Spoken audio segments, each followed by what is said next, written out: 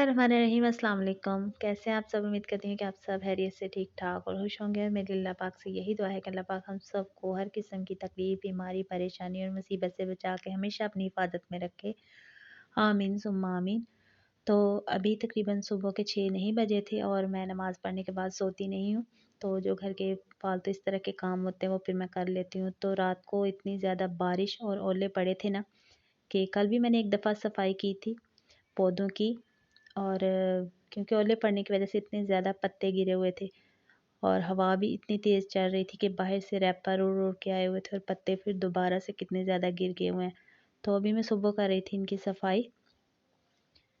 पिछले दिनों भी काफ़ी ज़्यादा बारिशें हुई हैं, तो इधर पानी क्यारियों में खड़ा रह के ना तो ऐसे लग रहा था कि जैसे वो ज़ंग टाइप नहीं लग गया हुआ।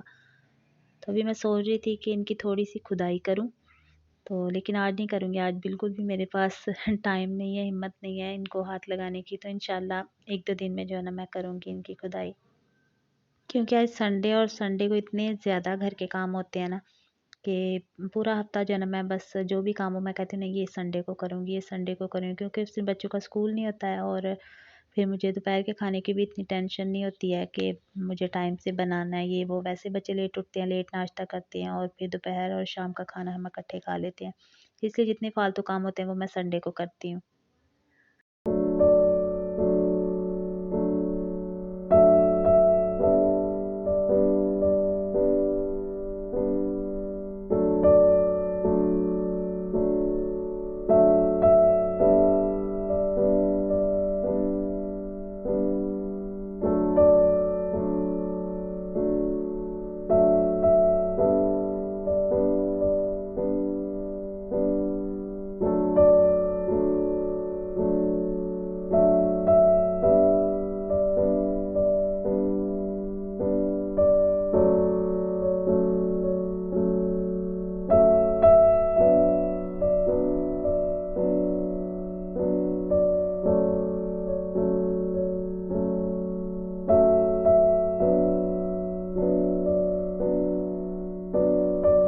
और कल जो बारिश हुई है ना उसने इतना ज़्यादा मौसम चेंज कर दिया कि रात को ठंड लग रही थी। तो ये मैंने मिड सीज़न वाले जो ब्लैंकेट हैं वो मैंने निकाल लिए हैं। तो अगर आज धूप लग गई ना तो इनको फिर मैं धूप में फैला दूँगी ताकि हम यूज़ कर सकें। क्योंकि जब मैंने इन्हें रखा था मैंने इनको धो के धूप में सुखा के रखा था। तो अगर धूप में ना भी डालूँगी तो कोई ज़रूरत पेश नहीं आएगी, ऐसे भी हम ले सकते हैं। क्योंकि आज कोई आसार नहीं है धूप लगने के, इतने ज़्यादा बादल छाए हुए हैं। और अब्दुल्ला और शाज़िया भी करें नाश्ता। और ये मैंने कोट्स, जर्सियाँ, बच्चों के स्वेटर्स सभी निकाल लिए आज। मैंने कहा आज लगे हाथ जो है ना ये काम भी ख़त्म हो ही जाए, क्योंकि निकालने हैं 2 दिन बाद भी निकालने हैं। और जिस तरह का मौसम आज आ गया है ना, मुझे नहीं लग रहा कि दोबारा से गर्मी होगी, क्योंकि बहुत ज़्यादा ठंड यकदम से जो है ना टेम्परेचर बहुत ज़्यादा गिर गया है। और ये अपने भी मैंने सर्दियों वाले सारे निकाल लिए हैं, कोट, स्वेटर वगैरह मैंने सभी निकाल लिए हैं, क्योंकि कोई पता नहीं है कि कब इनकी ज़रूरत पेश आ जाए। जिस तरह एक दिन में इतनी ज़्यादा ठंड हो गई है। और ये बच्चों के भी मैं सँभाल रही थी, गर्मियों वाले मैं रख दिए हैं और जो सर्दियों वाले हैं ना वो मैंने निकाले हैं कि इनको जो है ना मैं अब अलमारियों में सेट कर दूँगी। तो मुझे इतने वैसे अच्छे सेट करने आते नहीं हैं, लेकिन रैंडमली जैसे भी मैं करती हूँ बस वो लगते हैं कि सँभले हुए हैं। और मेरी बेटी मुझे बोल रही थी कि आप सही नहीं रख रही हो, मैं खुद अपने रखूँगी। तो मैंने कहा आप खुद रख लो। अब वो खुद अपने जो है ना वो अच्छे से तय करके ना तो फिर रख रही है बिल्कुल छोटी सी है, लेकिन वो इस तरह के काम मुझसे बेहतर ही करती है। चीज़ों को सँभालने वाले, चीज़ों को उनकी जगह पे रखने वाले, या बर्तनों की सेटिंग, कपड़ों की सेटिंग, उसका इन चीज़ों में बड़ा दिमाग चलता है। और ये मैंने मशीन भी लगा ली थी और ये गर्मियों वाली जो चादरें हैं ना ये भी मैंने सारी धो दी हैं। अब इनको स्पिनर करके ना तो मैं सीढ़ियों पे फैला दूँगी। बाहर मौसम बहुत ठंडा हो गया है, बिल्कुल भी उम्मीद नहीं है कि आज धूप लगेगी। और हवा भी इतनी ज़्यादा शदीद तेज़ चल रही है ना जैसे आंधी आई है। और उसके बाद नाश्ता वगैरह हमने किया और हमें कुछ चीज़ें लेनी थी, मुझे ग्रॉसरी भी लेनी थी और इधर से डॉलर स्टोर से भी कुछ चीज़ें लेनी थी। और अभी बाहर आई हूँ ना तो मुझे ना कुछ लोगों की लो मेंटालिटी भी याद आ गई है। और मुझे जब याद आता है ना तो मुझे दुःख नहीं होता, मुझे बस उनकी सोच पे ना बस थोड़ी-सी स्माइल आती है। कि लगे रहो, अल्लाह पाक ने आपको इन्हीं कामों के लिए पैदा किया है कि दूसरों की ज़िंदगी में झांकें, दूसरों को बुरा भला कहें, दूसरों की गलत पोर्ट्रेट दूसरों के सामने पेश करें, उन लोगों के सामने भी पेश करें जिनको हम कभी मिले भी नहीं हैं, उनको भी बताएं कि नहीं जी ये इंसान बहुत बुरे हैं। और अब एक बात उन लोगों के लिए जिनको मेरे चैनल से प्रॉब्लम है, मैं उनको यही कहना चाहूँगी कि जब मेरा चैनल नहीं था ना, तब भी आप लोगों के लिए मेरी इमेज बुरी ही थी। जब मेरा चैनल मैंने बनाया तब भी बुरी रही, और जब मैं चैनल पे कभी-कभार सामने आती हूँ तब भी बुरी रही है। तो मैं अपनी इमेज को आपके सामने सेट करने के लिए दुनिया में नहीं आई हुई हूँ। जिसको बुरा समझना है वो बुरा समझे, जिसको अच्छा समझना है वो अच्छा समझे, क्योंकि ये सारी अपनी सोच की बात है। और जब शुरू से ही आप एक इंसान के बारे में एक माइंडसेट कर लेते हैं ना कि ये इंसान बुरा है, तो लाख वो दुनिया में अच्छा भी बने, जो मर्ज़ी हो जाए, आपकी सोच उस इंसान के बारे में नहीं बदलती है। तो प्लीज़ काइंडली जो है ना, हमारी ज़िंदगी में झाँकना बंद करें। हमें भी हमारी ज़िंदगी जीने दें, हमारी भी कोई ज़िंदगी है। और रही बात मेरे चैनल की, तो मैं बता दूँ कि ये चैनल जो है ना, ये सिर्फ़ मेरे बच्चों के लिए मेरा चैनल है। अगर इससे कुछ आएगा तब भी ठीक है, अगर कुछ नहीं आएगा तो तब भी ठीक है।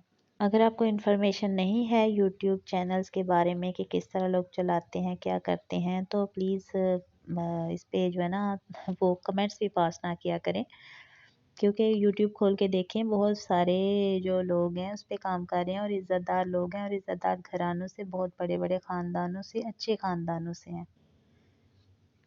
और रही बात मेरी, मैंने अपनी ज़िंदगी के तजर्बे से सिर्फ़ एक बात सीखी है कि जो आपको मिलता है उससे मिलें, बख़ुशी मिलें और सिंसियर होके मिलें।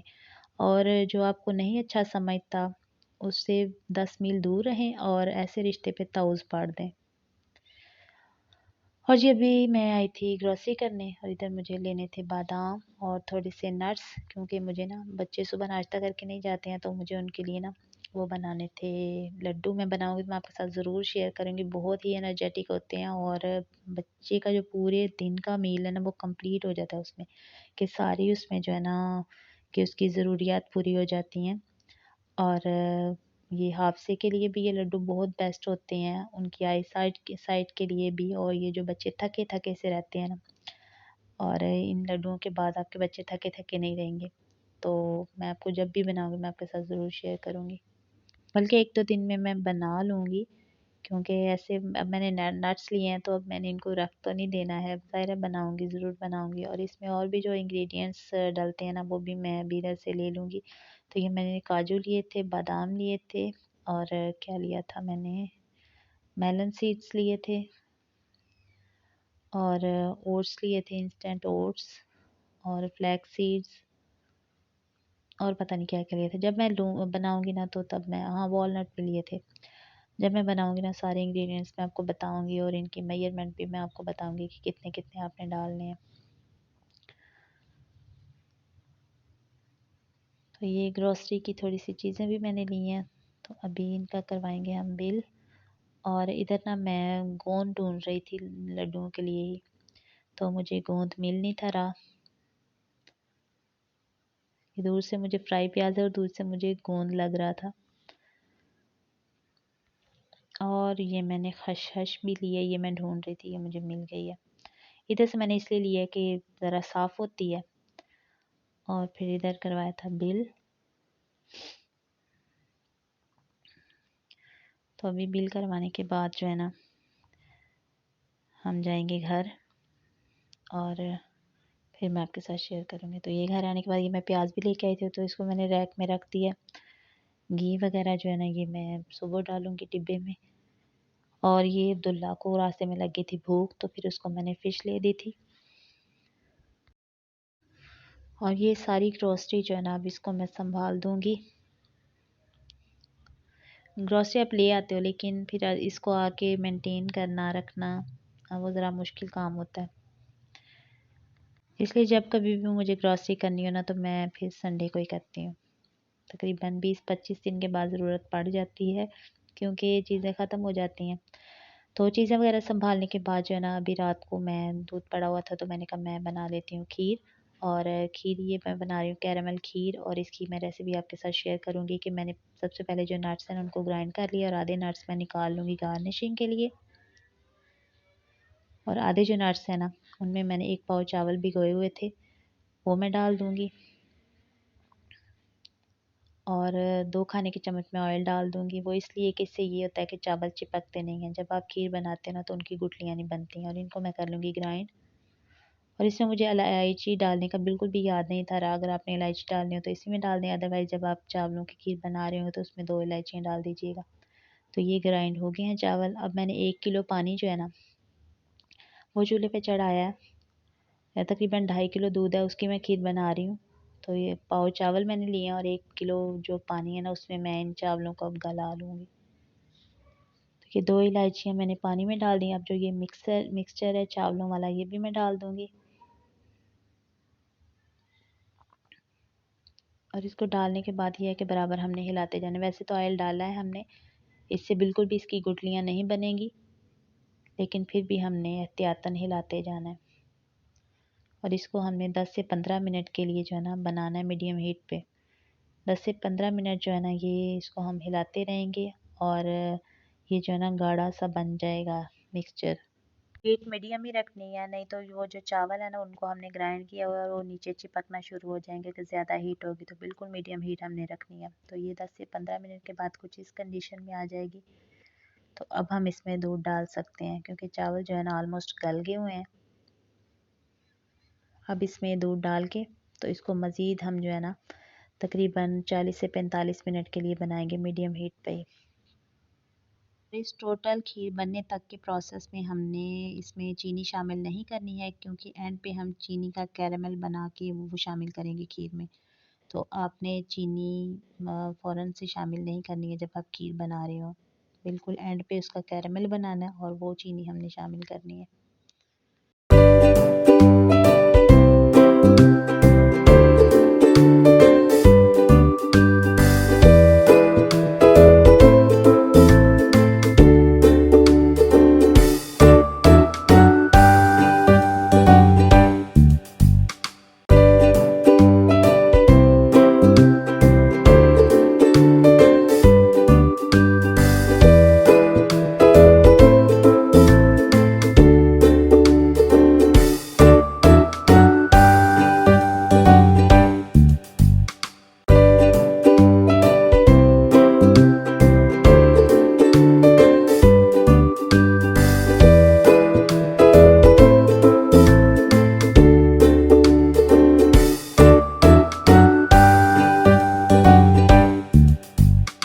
और 40 मिनट पकाने के बाद हमारी खीर इस तरह से थिक हो जाएगी। तो अभी हमने बना लेना है इसके लिए कैरेमल। कैरेमल के लिए जो है ना मैंने तकरीबन 1.5 पाव चीनी ली है। इसका मीठा काफ़ी होगा इतना खीर के लिए ना। तो इसमें मैंने बस 1 घूंट के करीब पानी डाला ताकि चीनी मेल्ट होना स्टार्ट हो जाए। तो जैसे ही ये कैरेमल की शेप में आएगा, ये देखें कैरेमल बन गया। अब हम इसको खीर में डाल देंगे। और मेरे साथ इतना ब्लूपर हो गया कि जब मैं इसको खीर में डाल रही थी मुझे बिल्कुल भी अंदाज़ा नहीं था कि ये इतना गर्म है और इस तरह खीर उछलेगी। मैं तो डर गई थी बस कि मैंने कहा शायद खीर जो है ना वो बाहर आ जाएगी, लेकिन अल्हम्दुलिल्लाह कि जो है ना अच्छे से बन गई और चम्मच भी मुझसे जो है ना बार बार गिर रहा था ये वाला। अब हम इसको कर लेंगे मिक्स। और इसका इतना मज़े का टेस्ट बना है ना कैरामल खीर का कि मतलब ऐसे दिल कर रहा था कि बार बार खाएं। और ये साइडों पे जो कैरामल लगा हुआ ना ये बस आपको पता है कि चीनी फ़ौरन से जहाँ गिरती है जम जाती है। तो ये बड़ा मैंने उतारने की कोशिश की लेकिन उतरा नहीं। और खीर को मैंने डिश आउट करके तो ठंडा कर लिया है। तो अभी ये खाने के लिए बिल्कुल तैयार है। और यही था मेरा आज का छोटा सा व्लॉग। उम्मीद है कि आपको अच्छा लगेगा। अगर आपको मेरे व्लॉग्स, रेसिपीज़, रेमेडीज़ अच्छी लगती हैं तो आप मेरे चैनल को सब्सक्राइब करें, वीडियो को लाइक करें, शेयर करें और जहाँ रहें खुश रहें, आबाद रहें और दूसरों में खुशियाँ बांटें। और अब मैं मिलूँगी आपसे नेक्स्ट वीडियो में, तब तक के लिए अल्लाह हाफ़िज़।